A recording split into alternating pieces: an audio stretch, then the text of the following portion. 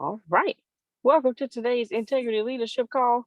I am excited because the pastor is in town, so that means the deacons are sitting down. Okay, we we did our job last week, and now the pastor's back in town. So we're going to turn it over to him, Mr. Antonio T. Smith Jr.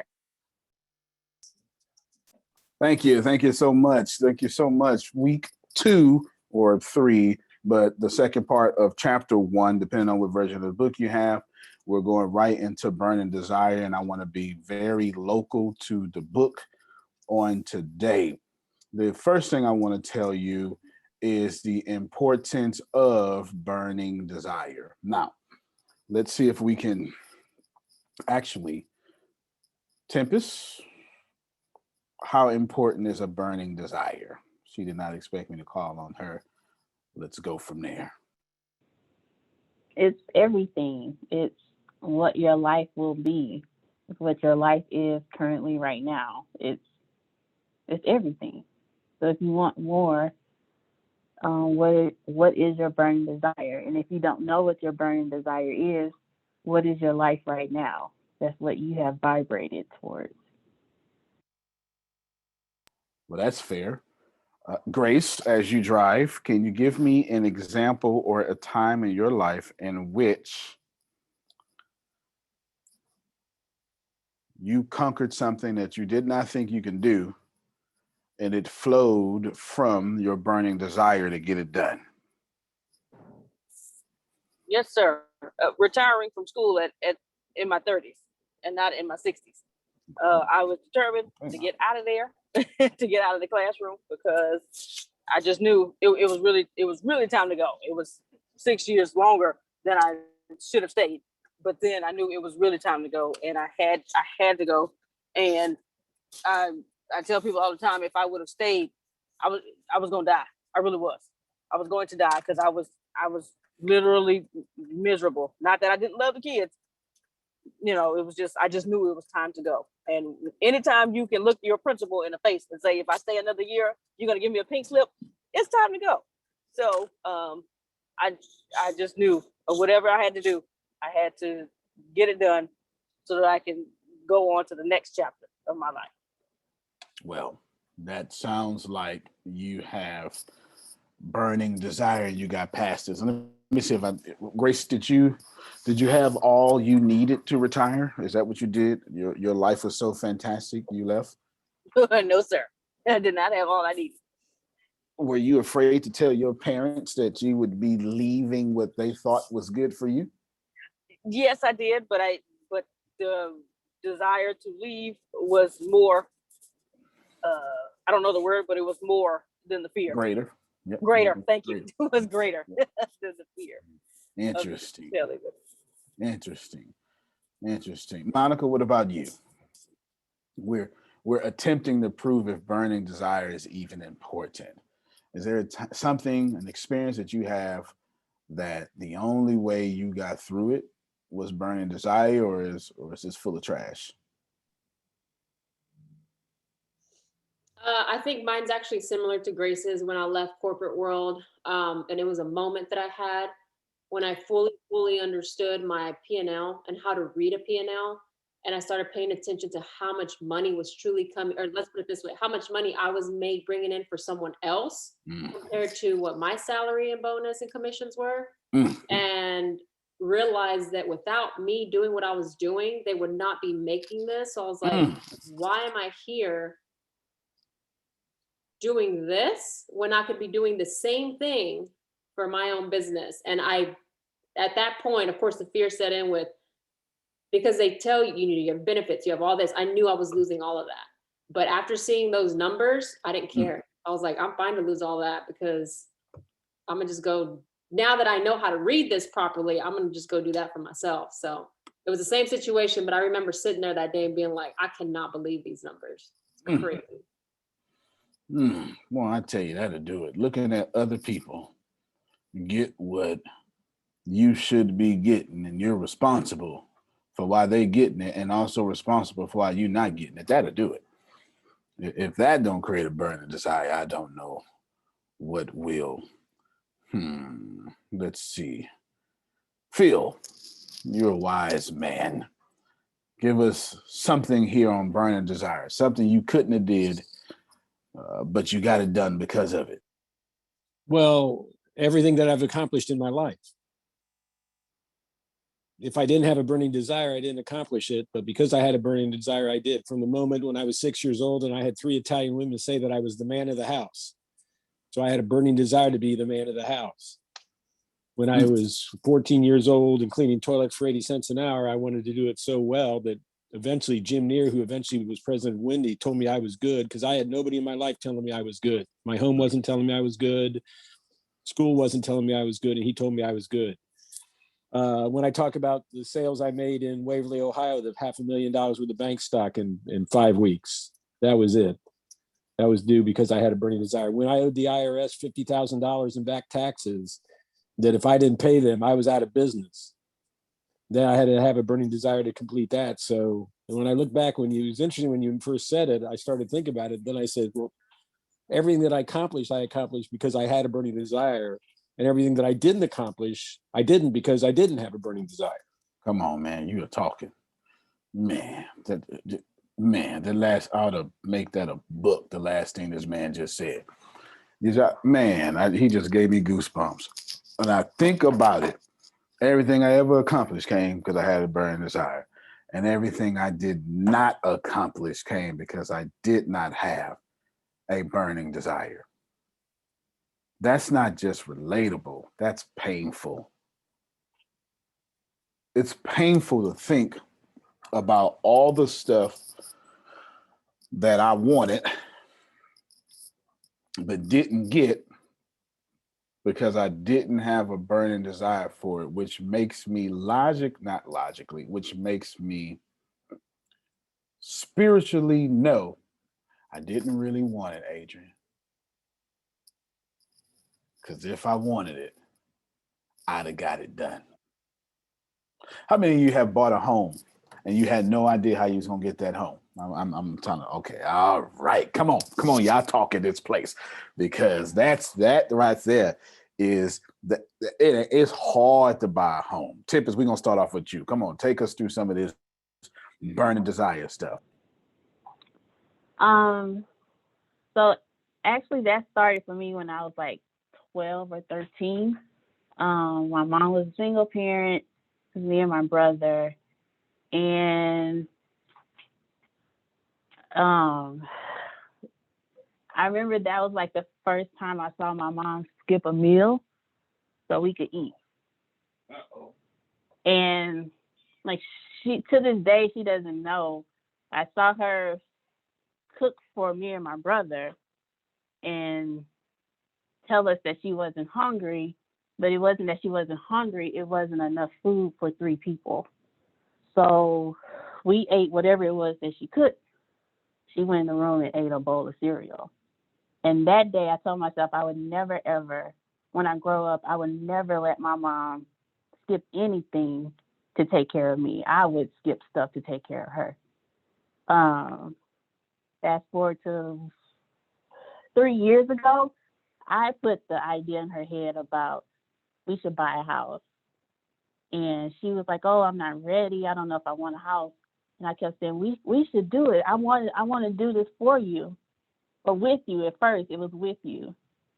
And we started. And the first time got denied because on paper, didn't qualify for a house. On paper, my credit wasn't good. On paper, her credit wasn't good. Just wasn't the right time. Then we met someone else who introduced us to a mortgage broker. And I called him one day at work and was like, look, I need to do this for my mom because it's what I've always wanted. It's on my wall. I meditate to it every day. And it's the only thing that I could think about. I want my mom to have a house that's hers, that she feels comfortable in, that, you know, for the rest of her life, if she chooses, it's hers. And once I put my foot down, stuff started happening. Once I decided that this was the house, this was the lot, this was the number of bedrooms that I wanted. I wasn't gonna let my mom sacrifice. I didn't want her to compromise. I didn't want her to settle. I wanted her to get exactly what she wanted. So I made her sit down and tell me her burning desires without calling it a burning desire, and made it mine, right? So I asked her to list every single thing that she wanted in the house: what color, how many rooms, how many bedrooms, how many bathrooms, what you want the kitchen to look like, what you want the backyard to look like. And I made her write these things down. I took a picture of it, printed it out, put it on my wall, and every day, every morning, every night, I told myself I was gonna make that happen. We're now in a house. And while I say it's mine, I did it for my mom, because I want my mom, like I said, not to have to sacrifice for me and eat a bowl of cereal so I could have a dream life. I just wasn't going to do that, because for 18 years, my mom was the parent and she did sacrifice. And I don't feel like I owe it to her, like she didn't request it, but I feel like if someone sacrificed so much for me and I have the means and the determination to make it happen, it's the least I could do for her. So now she got the house. The next thing is, I don't want my mom to worry about anything. So guess what my new burning desire is? It's to completely financially take care of my mom. Right now she's retired. I want her to stay retired because she enjoys her retired life. So the house was the first move. I'm taking care of her financially, and every day that's my motivation. So I'm saying all that to say I got denied, right? Because my credit wasn't great. Yes, I co-founded this company. Yes, on paper, I'm supposed to look good. But when it came down to crunching the numbers, I got denied. I got denied twice, actually. But it wasn't until I said, I'm not taking another no on this. It wasn't until I said, yeah, this shit is about to happen, that shit started happening. And y'all don't know, like 2 months before closing date, something happened and I was about to get denied again. So here I am watching this house get built from the ground up, taking pictures, sending it to Antonio and Deanna and Grace and Shannon and everybody excited. And 2 months before closing date, we run into a problem. And my mom was frustrated and she was ready to walk away, but it wasn't her battle. It was for me. It wasn't for her to figure it out. It was my burning desire to take care of her. So I pushed through. Yeah, I was frustrated. Yeah, I called Antonio and I was like, man, I don't know what the hell to do. And I didn't, but I knew what I wanted. And I knew that my feet were planted where I was standing. And every day I would drive by the house that was being built that I was told I could no longer afford. And I declared that was mine. I declared that me and my mom would live here and she would be happy and it would be decorated the way that she wanted to. And maybe like a week before closing is when we finally got the okay. But for 2 months after putting in so much money, I was told no. Yeah, it was hard. Yeah, it was frustrating. Yeah, I called Antonio. I was like, look, man, I don't know what to do. I just need somebody to vent to. But I remembered my burning desire. I remembered why I got started, and I didn't let that stop me. And that's it. Well, I thought I needed other people to tell stories. We don't even need nobody. We just, yeah, at least you just, so you got denied. Yeah, right there. Yeah, I ain't even tell nothing. So you know what? I'm gonna cool that fire off a little bit. Oh, you go ahead, Phil. I know I'm going to get in trouble for this, but big deal. I was born in trouble. Every home that we've ever had in my 40 years of marriage with Susan is because she had a burning desire to create a home. Wow. I hear that? And as I'm standing here, packing all day long, I had another burning desire. Talk to me. Mainly for health reasons, to get out of our current situation, which we would have been out of before the pandemic started, but the pandemic started and we've been trapped in a suffocating, 85 degrees every day. Yeah. only water in the tub. And I've been hauling water. This is what I do every day. And along with a whole lot of other issues in here. So we are moving. So that in less than 2 weeks. And we're Look at just that. now started, and we're dealing with 3 sets of people's stuff. And most of it's not our stuff. And so it's going to be a huge undertaking, but we are moving to the villages. We're going to be renting a place and then, you know, selling our place here as is, as you know, Antonio, how we talked about that after we move out. And then we're just going to have to go with the flow from there. But the thing is, every house that I looked at there for months and months, then when the, you know, trying to be able to purchase and all that, I watched them go up, up, up in price. I watched them disappear one by one there because people there that, you know, rent them were buying them all up to rent. But then the rents went away. Everything was gone. Wow. And one morning I got on and I'm like, God, if there's just something, you know, and I scrolled and scrolled, page 6. There was one there and it was like the exact kind I wanted. I couldn't even believe it. Wow. And so I filled it out. We started talking to the guy. And once, not until we got the rental agreement did I notice on there that it was the wrong address.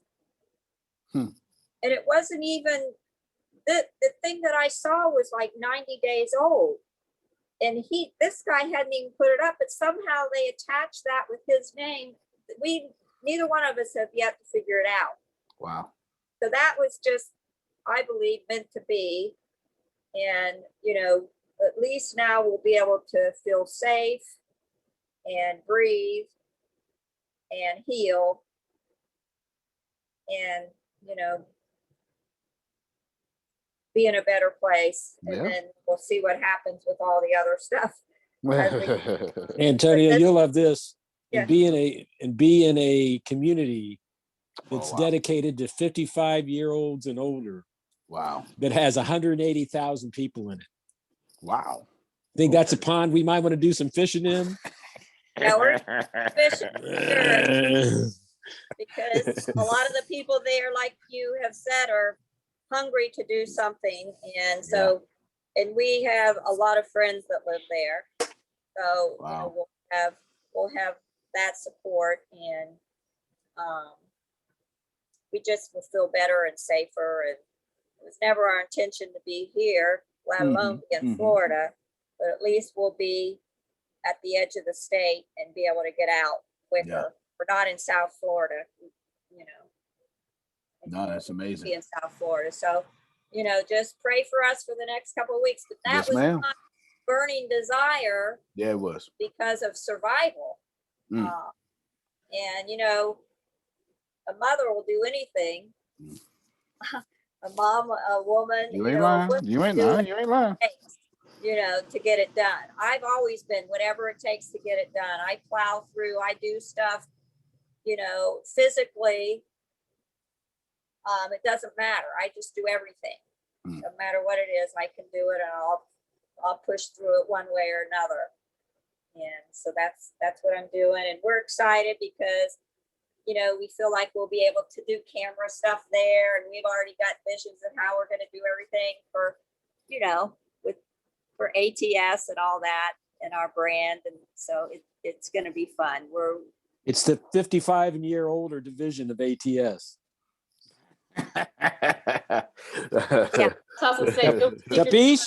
Capiche? That'll work, man. So that you know what, that inspires me to do this here. Got the wrong thing up. I didn't want to rent, but that's, you know, so be it. That's what we got to do. You got to do what you got to do. Do what you got to do. Just sit here and do nothing. You know, it's less stress, and you got other people doing your yard, and you got all that. It's if you read Kawasaki, your home is not an asset. There you go. And I rent where I live anyway. So So he suggests that you rent because it doesn't produce revenue. It's a brand new place too. It's brand new, yeah. new urban area. Oh yeah. So I like the whole urban theme that they have. There's 3 others and they all have a different theme. Right. And so we're in the brand new urban, which they didn't have. So it's going to be a good move for us. I pray. Oh yeah. Oh yeah. When I know. Yeah, there it is. There it is. That's a perfect segue into this. One of my favorite stories from the whole of Think and Grow Rich is the story of Edwin C. Barnes. This is a guy that had absolutely nothing and was really in a desperate place. I love his story because he just saw one thing. Like, he had a vision for what he wanted and he would not settle. The story goes of how he approaches Thomas Edison after traveling across the country with nothing in his pocket, literally nothing in his pocket, to go to the greatest inventor probably in history and say, I want to go into business with you. Trains leaving for Newark, Morristown, Trenton. Ladies and gentlemen, be aware, the next 30 minutes, trains leaving for Newark, Morristown, and Trenton. All aboard!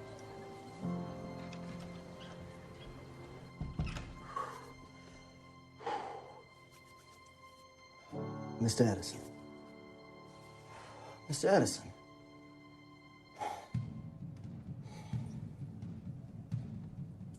Mr. Edison, I'm Edwin C. Barnes, your new partner. Thank you very much, sir. Thank you. How do you do, sir? Yes, how much for a ticket to Orange, New Jersey? $16.40.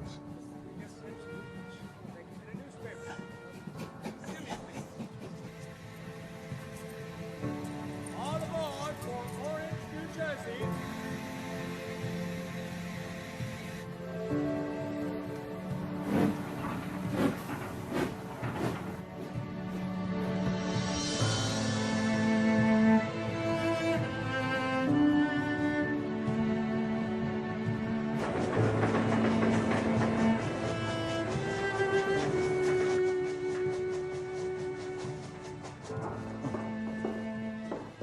May I help you? Yes, I'm here to meet with Mr. Edison. Do you have an appointment? No, but tell him that Mr. Edwin C. Barnes is here to meet with him and that I said he'll be very glad to have met me. Thank you.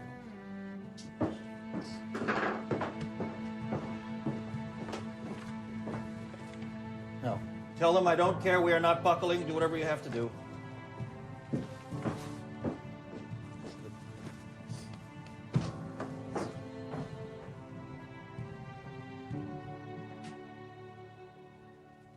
So, you're the man I will be glad to have met, are you? Yes, Mr. Edwin C. Barnes. And what have you invented, Mr. Barnes?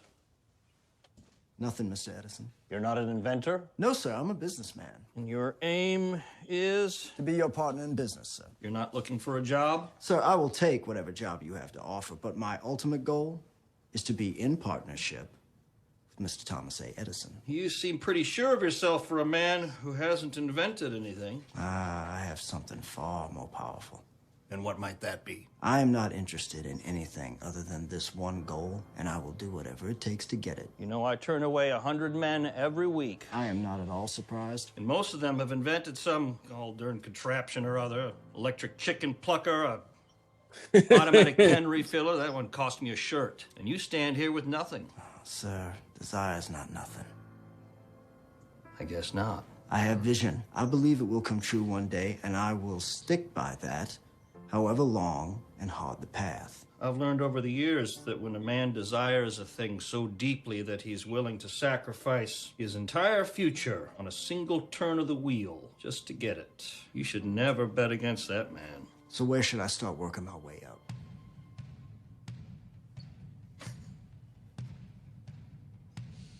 Tell Mr. Burroughs to start you in the stockroom.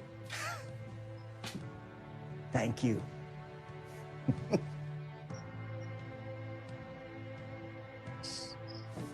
No, Demand. No, No market. no. It is not how much it costs, gentlemen. It's how much time and manpower is saved by this dictating machine.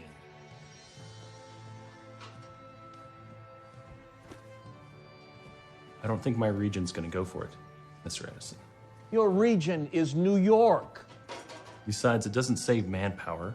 It saves women's time. And secretaries are 10 cents a dance.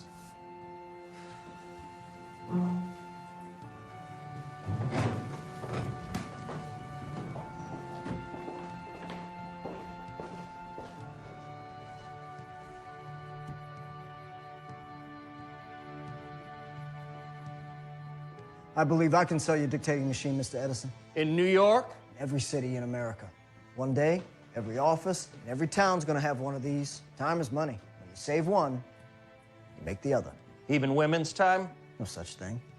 Time's time. What's this? Plans. To sell your inventions. This is a marketing plan.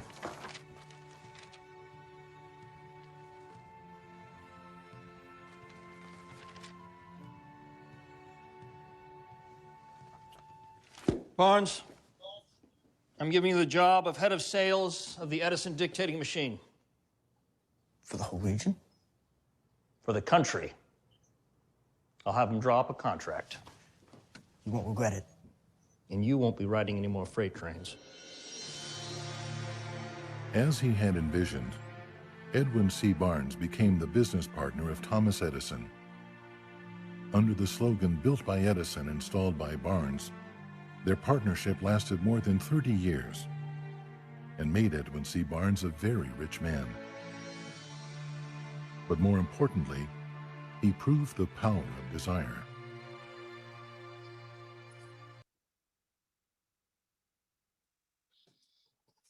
Ooh, that just fires me up. Okay. I was gonna say that was nice. Can somebody please say something right there? I need somebody to shout. Okay. And thank you so Okay. much. Watch that whole thing. Yes. It was like, okay, so Tempest was Edwin C. Barnes, and I heard it when she was talking, and it came to me when she was talking as I was driving. She said when she put her foot down and she decided that she was getting that house for mom, then her words, shit started happening. Okay, that shit was gonna get done. Shit started getting done. Same thing with Edwin C. Barnes. He made a decision that I'm going to go and work with Edison, not for him. He said he'll start there, but he decided and he told him, I'm going to work with you. So same thing. Burning desire starts with your decision, and nobody can sway you from that decision. When I decided I'm not teaching anymore in the classroom, but y'all see what happened. I'm now 3 years in, not teaching in the classroom. So those are my thoughts. That's it. Those are good thoughts. Those are good thoughts. Let me tell you I got a lot of favorite things of Think and Grow Rich. But this is my ultimate favorite. I don't know what chapter it is in your book because there's so many different versions, but I want to talk about a 50-cent lesson in persistence. That's my very favorite. And I'll tell you why. It's because when I realized the secret inside of Think and Grow Rich. Now, there's many people guessed it. My guess is Napoleon Hill died before he could reveal it. But shortly after, Mr. Darby received his degree from the University of Hard Knocks and had decided to profit by his experience in the gold mining business. He had good fortune to be present on occasion that proved to him that no does not necessarily mean no. One afternoon, he was helping his uncle grind wheat in an old-fashioned mill. The uncle operated a large farm on which a number of colored sharecroppers farmers lived. Quietly, the door was open and a small colored child, the daughter of a tenant, walked in and took her place near the door. The uncle looked up, saw the child, barked at her roughly, "What do you want?" Meekly, the child replied, "My mammy said, send her 50 cents. I'll not do it, the uncle retorted. Now you run on home. Yes, sir, the child replied, but she did not move. The uncle went ahead with his work, so busily engaged that he did not pay enough attention to the child to observe that she did not leave. When he looked up and saw her still standing there, he yelled at her, I told you to go home. Now go on, I'll take a switch to you. The little girl said, yes, sir, but she did not budge an inch. The uncle dropped his sack of grain. He went to pour into the mill hopper, picked up a barrel stave, and started towards the child with an expression on his face that indicated trouble. Darby held his breath. He certainly understood that he was about to witness a murder. He knew his uncle had a fierce temper. He knew the colored children were not supposed to defy white people in that part of the country. When the uncle reached the spot where the child was standing, she quickly stepped forward and one step looked him into the eyes and screamed at the top of her shrill voice, my mammy's got to have that 50 cents. The uncle stopped, looked at her for a moment, slowly laid down the barrel stave on the floor, put his hand in his pocket, took out $50 and gave it to him.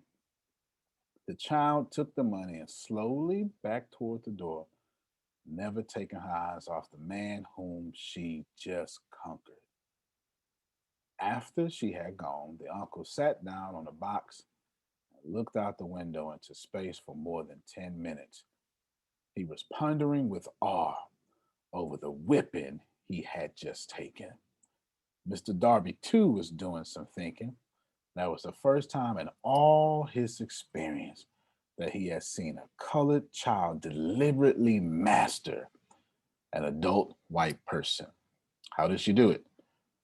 What happened to his uncle that caused him to lose his fierceness and become as docile as a lamb? What strange power did this child use that made her master over her superior? These and other similar questions flashed into Darby's mind, but he did not find the answer until years later when he told me the story. Strangely, the story of this unusual experience was told to the author in the old mill on the very spot where the uncle took his whipping. Strangely, too, I had devoted nearly a quarter of a century to study on the power of what enabled an ignorant, illiterate colored child to conquer an intelligent man.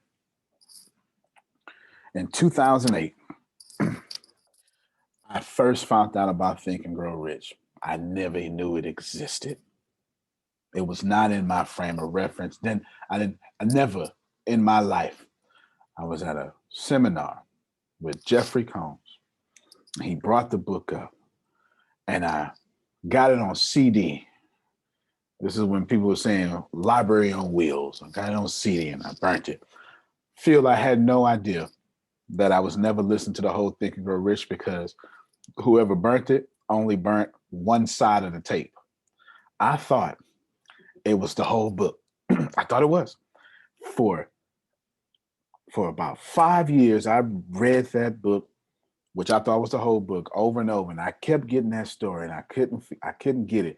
And at the very beginning of the book, Napoleon Hill says there's a secret in this book, and if you're ready, it'll jump out at you if you have the first part of the secret. And I never found it. I never found it. I never found it. And in 2015, it dawned on me what the secret was. Now, this is me. Can't say it with proof because he never reveals the secret. And he kind of died. But I believe that if you are not willing to die like this little girl for what you're going to do, you are not going to get it done. See, Tempest was willing to die when she looked at her mama's eyes and saw the sadness. When the denial was not as strong as death, Tempest got that house. I truly, truly believe this. And after this, once I started realizing this, Monica, I start changing my words to now it's just normal. I don't do anything unless I'm willing to die for it. And I am willing to stand flat foot. You come in with a barrel stave. By God, I tell you, I will die before I ever fail in creating the very last thing that I have to do is create permanent salaries for the people who follow me from the beginning. And my feet are planted in the ground. No matter how bad I look, no matter how tired I get, my mammy needs that 50 cents. And if you are not willing to stand against your oppressor, whatever that may be, your credit card debt, your health, the sickness in your body, whatever is threatening you not to move forward, then you will not get what you desire. Because only those who are willing to go into the very cave that is supposed to kill them walk out with a treasure. This little girl, plus the story right before this, 3 Feet from Gold, with the very Mr. Darby, did not get the money he needed because he did not have the desire to drill 3 more feet.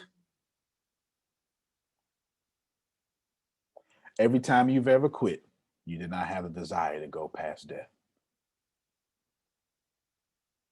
Every single time. You didn't get that house. You didn't get that. Whatever you going through right now, I don't know if it's rent. I don't know if it's love. I'm not sure what you're fighting for. But if you fighting and you're not willing to die in the ring, you're not going to win. It's not going to happen. What's going to happen is you're not going to get that wife. You're going to get somebody you got to settle for.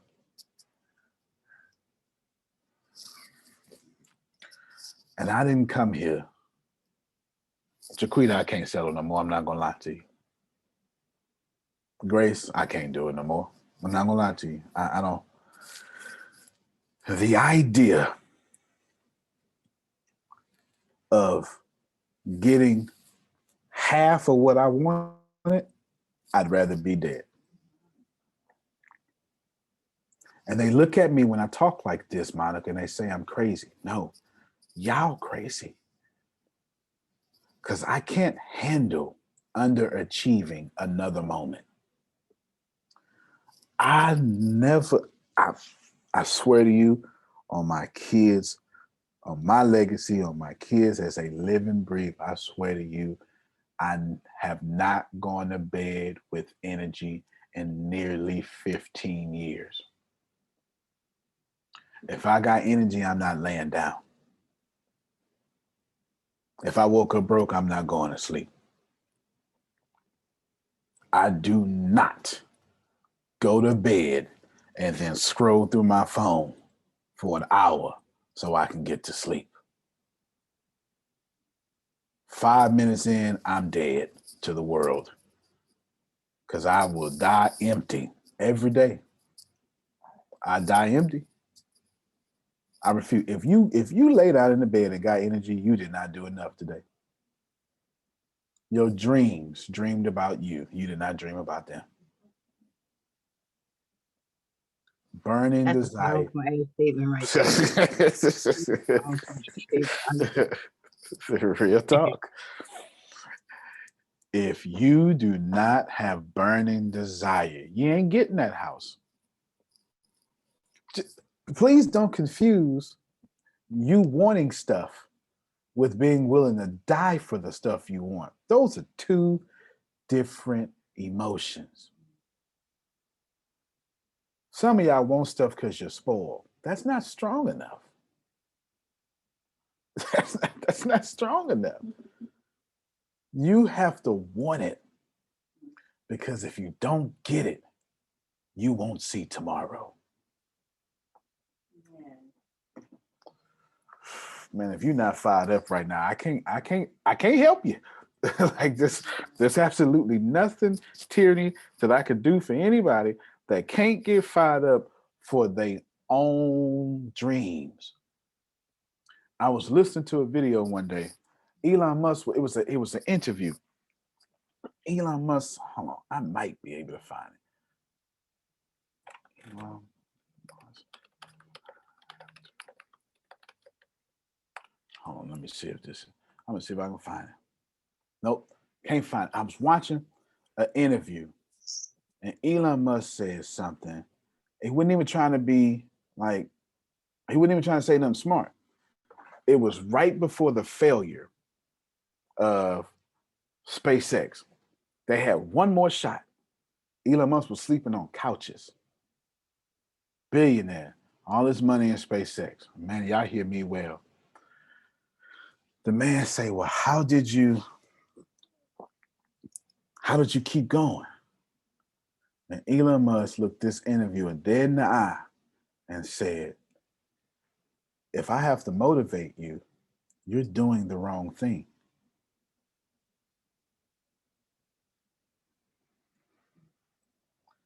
Y'all, I don't know what your business is. I don't know what your dreams are. But if I gotta motivate you to do it, you're doing the wrong thing. You're doing the wrong thing. Because I promise you, I don't need no motivation to wake up for ATS. I don't. Go ahead, Monica. He actually says that a lot, because a while back when he came on Clubhouse, I was in the room. Wow. And he said that too. He goes, if they said something about entrepreneurs, and he says, if you need to be motivated as an entrepreneur, don't be an entrepreneur. And I was like, Because you're not an entrepreneur. oh, they said, what words do you have for entrepreneurs to motivate them? He said, if I have to give you words to motivate you, you shouldn't be an entrepreneur. And I was like, dang. That's so real though.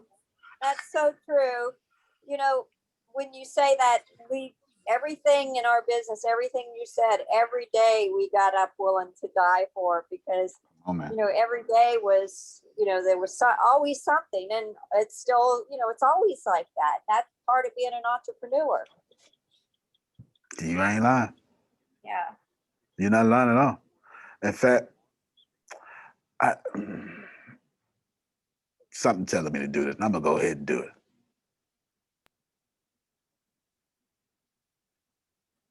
Into orbit and successfully brought it back to the Earth. The United States, Russia, China, and Elon Musk. Mr. Musk is a wealthy internet entrepreneur who has vowed to revolutionize space exploration by bringing down the astronomical costs.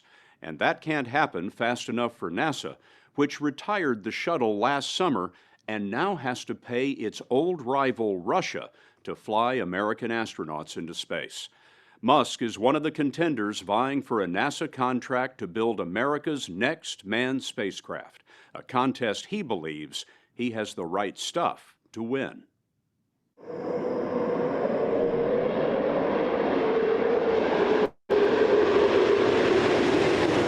When the final shuttle mission ended last July, for the first time in 3 decades, the United States had no way to launch astronauts into space. It was the end of one era and the beginning of another. Instead of NASA designing the next manned spacecraft, the White House decided that private industry should design, build, and fly it, opening space to commercial development. One of the companies vying for that contract is SpaceX. Elon Musk is the founder and CEO. Is what we are experiencing at this moment in time the turning point in man's reach for space, going from governments to private companies like yours? I think we're at the dawn of a new era, and I think it's going to be very exciting. What we're hoping to do with SpaceX is to push the envelope and provide a reason for people to be excited and inspired to be human. Musk is 40 years old, a naturalized American citizen, and reportedly worth nearly $2 billion. He isn't your typical corporate CEO. As a teenager, he wrote computer games in his native South Africa before immigrating to the U.S. and to Silicon Valley, where he was one of the most successful internet entrepreneurs, the co-founder of PayPal. Ladies and gentlemen, Mr. Elon Musk. Despite a chorus of skeptics, Musk built a car company called Tesla that turns out 5,000 high-end all-electric cars a year. Another Musk company sells solar power systems. But his lifelong passion is space. And when eBay bought PayPal in 2002, Musk started looking for ways to launch his new fortune into orbit. I went to Russia to look at buying a refurbished ICBM, which is a very trippy experience. It was very bizarre. And when I tell people that, they're like, what? Musk made 3 trips to Russia trying to buy an intercontinental ballistic missile called the Dnieper. His plan was bizarre. Put a greenhouse on the rocket, land it on Mars, and beam back the pictures. It'll get people really excited, and that would recharge human space exploration. That was my original idea. You just wanted to get people interested in space again? Yes, yeah. Capture the imagination? Yes. That was the idea. Turns out the Dnieper was so expensive his idea never flew. So Musk decided that the only way to get an affordable rocket was to build it himself. And he started SpaceX. The odds of me coming into the rocket business, not knowing anything about rockets, not having ever built anything, I mean, I would have to be insane if I thought the odds were in my favor. Why even begin? When something is important enough, you do it even if the odds are not in your favor. How much of your personal fortune have you poured into this? $100 million. $100 million into something that you did not believe would work at the beginning. Yes. Musk truly believes that low-cost space exploration is essential to the survival of mankind. I think it's important that humanity become a multi-planet species. I think most people would agree that a future where we're a spacefaring civilization is inspiring and exciting compared with one where we are forever confined to Earth until some eventual extinction event. You know, that's really why I started SpaceX. SpaceX is housed in a sprawling factory near Los Angeles where fuselages for Boeing 747s used to be built. From its beginning 10 years ago, its goal has been revolutionary change in rocket and spacecraft manufacturing. Now, tell me, what's that big piece right up there? That's the second stage of a Falcon 9 rocket.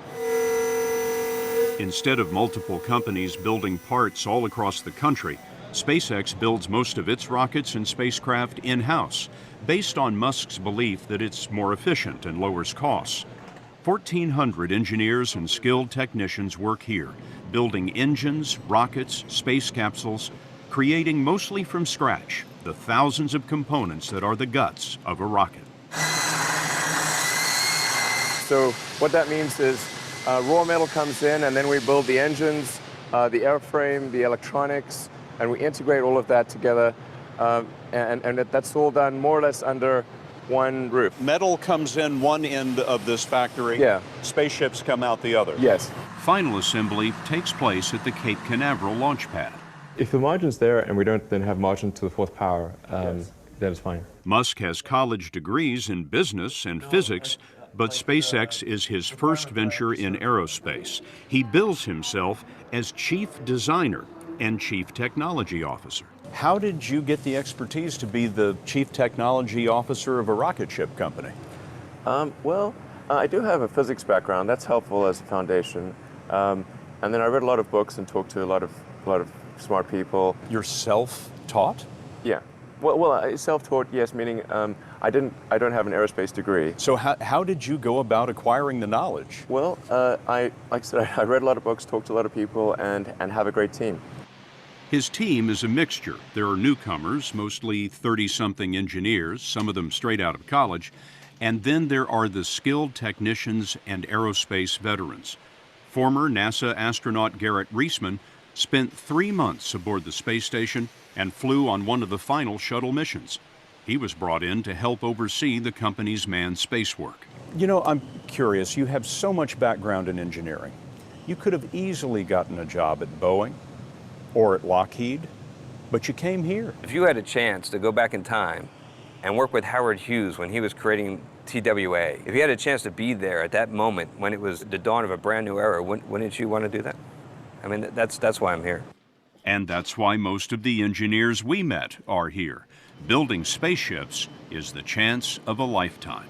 If you reach the point of having a successful manned flight, what will you have proven? We're not doing it to prove anything. We know it can be done. We're just trying to do it a little bit differently, a little bit faster, and to push the fence a little bit farther out. And then we can all go. I mean, I want to go into space. I assume most people here do as well. How many want to ride? Okay. Everybody wants to go. I'm not so sure. First stage engine sequence initiated. 3, 2, 1. 4 years after starting, SpaceX rolled out its first rocket, an unmanned booster called the Falcon 1. Falcon has cleared the tower. But the first 3 test flights failed to reach orbit. We are hearing from the Launch Control Center that there has been an anomaly on the vehicle. When you had that third failure in a row, did you think, I need to pack this in?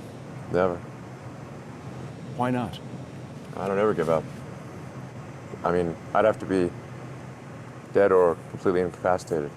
It turned out that the third failure was caused by a 2-second glitch in the timing. 8 weeks later, Musk bet the company on another flight. We have liftoff. And this time around, everything worked. Perfect. If that fourth launch hadn't worked, that would have been it. We would have not had the resources to mount a fifth. You couldn't have gone on at that point. Yes, death would have been, I think, inevitable because we did not have the resources to mount a fifth launch. This is a tricky business. It's tricky. Yeah, I wish it wasn't so hard. The story will continue after this. You thought BMW was the ultimate driving machine, but it's also the ultimate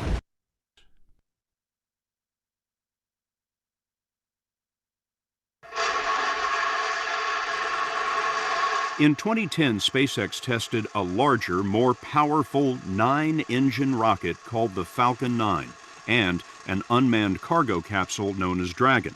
It was the first privately developed rocket designed to carry cargo and eventually astronauts to the space station. I don't even want to teach no more. I don't even want to teach no more. Antonio, yes, sir. I had a vision of having us being on 60 Minutes.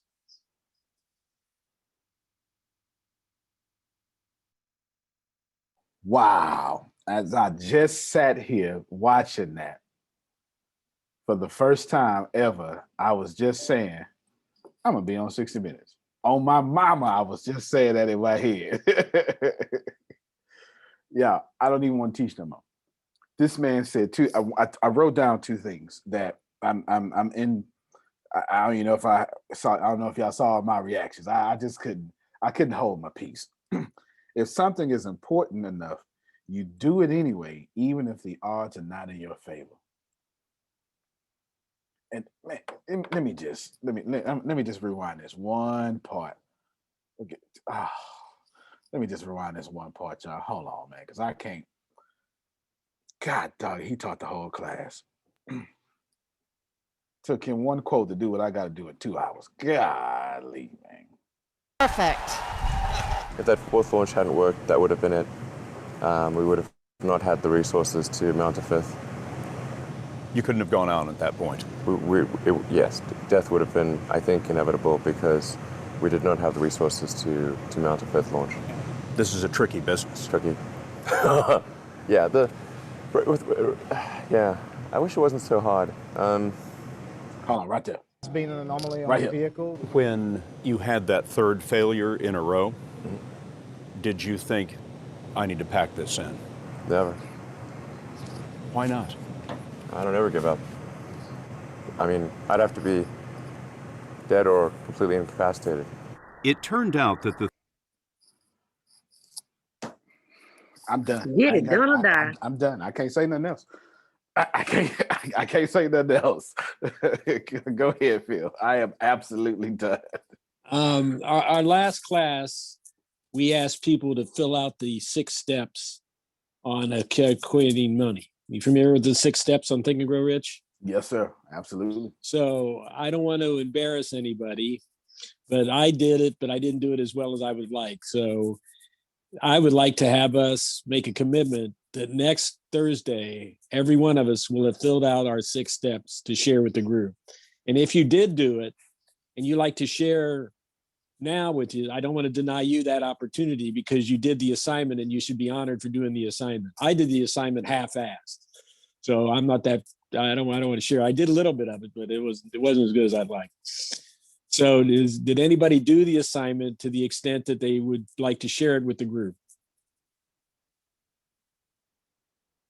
Okay. Well, now we know. I did the assignment. All right. Yes, I did the assignment the same day as we were speaking. You go, girl. Well, I'm looking. I can't wait. No, I'm looking forward to it. I caught myself on that one. Phil's going to get you, Phil. Phil's going to get you, Phil. So, are you willing to share? Yes. So I know that Adrian has started off. She wanted to do it, so I was like, okay, I'm gonna join you and doing it. So it was like the formula of building a burning desire. So I did mine off of doing the 7-day fast. So I did mine off of that. So I just created a list of things that I wanted to get like a return back from God. So I created my list of things that I felt like I missed out on or I lost it, and I created another list of the things that I want from him in 7 days. So with that being said, I created my 6 step. So the first thing that I did on that list was start off with the expectation of my monthly goal that I want to reach. And I wanted to start off with $5,000 monthly. Then I want to add it to $5,000 weekly. And then the second step I put on there is I would give my services in order to reach $5,000 monthly. What I'm willing to do is I would give my services for others and my gifts to help others. That's what I'm willing to do to reach that goal monthly or weekly. The third thing was I expect 5,000 before the end of next month. I expect that. Then the fourth thing I put on there is by me planning out my actions, I will do the 7-day fast or 7-day challenge. I will be making healthy choices. So within doing the 7-day challenge, it was like I know that I was given a challenge to eat healthy and do like a spiritual fast. So on top of that, I incorporated prayer with my prayer candle and stuff like that. I incorporated prayer because I know that if you incorporated prayer and eating healthy, it's going to speed up the process. So number 5 for me, I or Shia commit to the 7-day challenge. I created a list of things that I lost and a list of things that I will receive back. I demand $5,000 monthly before the end of next month. Everything that I've written down on this list, I shall get them back plus more. I make a commitment. I will follow through. And then I put my signature on there. And then number 6, last but not least, I put I will declare, I decree and declare that this goal that I have committed myself to, I will go over this goal twice every single day.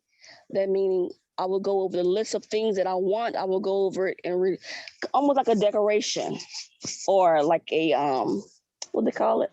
Affirmation. I will go over it twice. And then I said, while I'm reading this, I will visualize myself having those things in the lifestyle that I am receiving I will be receiving. So everything plus more on this list I already have. So that was my 6th step for the 7-day challenge / fast. So a little update, I'm doing well on it. I'm doing well that I'm doing even more than I expected to do, because I really haven't did a fast before, like taking out this eating healthy and stuff like that. Because I always like to eat candy and stuff like that. But this time it was something different. And actually doing this fast, the first day I did the spiritual bath, I could feel a difference the same day. So that was my 6th step. Yeah, congratulations to you. Let's Come on, hear y'all. it. Yeah. Thank Stuff. you. Way to do Good it. stuff. Great Good job. stuff. Well, Thank next you. Anybody Thursday. else? Anybody else? All right. Well, Phil, I'm gonna let you lead the way on that. I think that was brilliant. Next Thursday, that's how we starting. We're starting with the 6 steps for what you call it, for motivation or example. I'll paste mine. That's mine. Mine is in a paragraph. I guess you don't have to do it like that. Maybe you can do all 6 in consecutive order. Mine is just in one paragraph because I read it aloud. So you can either do that or do what Arshia did or do it however it flows. Let that flow, right? Yeah. Don't manipulate it anyway. Just let it come out of you. That's how my brain works. I just want to end. Yes, sir. No, please. Because I'm done. Elon Musk, I'm going to play Elon Musk one more time. I was 22 years old when I was exposed to Think and Grow Rich. Wow. I've used it with every organization that I've been involved in. It was the first book I gave to Susan. Wow. Think of what had to happen for us to move from Columbus, Ohio to Fort Lauderdale to take care of Susan's mother, to then be able to work with Les Brown. And people are not going to know what Susan did for that organization in the position she was in. Yeah, They will never understand the value she provided to them. No way. What she did for them. It was incredible. Yeah. And then from then be transformed over to be working with you for all these years and to be with a group that is going to work together to make Think and Grow Rich a reality. Wow. Is something I can't thank God enough for. Wow. Thank you, man. I appreciate you. Yeah. Thank you for the clap because I was going to cry. Thank you so much. Thank you so much. No, that is, I'm going to just play these 2 clips. No, yeah, that is, hold on. Let me just say this. Y'all, what if what Phil just said, what if it's true? Like, what if the astronaut said, wouldn't you like to go back in time? Howard Hughes? What if we're the new Howard Hughes? What if we're on to something? What if God uses this company to change the world? And what Phil just said is quite prophetic. So we have a reasonable service to make sure he looks like a prophet and those words get heard by the world. Call is being recorded. Last 2 things, and I ain't saying nothing. Elon Musk fired me up. I can't even. Not knowing anything about rockets, not having ever built anything. I mean, I would have to be insane if I thought the odds were in my favor. Why even begin? When something is important enough, you do it even if the odds are not in your favor. How much of your personal fortune? Come on, y'all. If something is Entrepreneur who important has enough, vowed. you do it even if the odds are not in your favor. That's burning desire. Let me just. And booster called the Falcon 1. Falcon has cleared the tower. But the first 3 test flights failed to reach orbit. We are hearing from the Launch Control Center that there has been an anomaly on the... Look at this guy's body language real quick. He's embarrassed. Military intelligence taught me that. He's trying to hide. Look at his body language. Failed to reach orbit. We are He's hearing hiding from the Launch Control Center that there has been an anomaly on the vehicle. When you had that 3rd failure in a row? Wait. He's clearly talking to Elon Musk. He's hiding. He's protecting. He's hiding from the camera and protecting the conversation in his ear. This is not film to this guy. 3 test flights failed to reach orbit. We are hearing from the Launch Control Center that there has been an anomaly on the vehicle. When you had that 3rd failure in a row, did you think, I need to pack this in? Never. Why not? I don't ever give up. I mean, I'd have to be dead or completely incapacitated. Antonio T. Smith Jr., you can't play better. You can dominate. Thank y'all so much. We'll see you next Thursday. That man taught the whole class. Love you. Love you more. And to think, I just accidentally picked that video clip. All right, y'all. Y'all have a good one. Thank you. You're so welcome.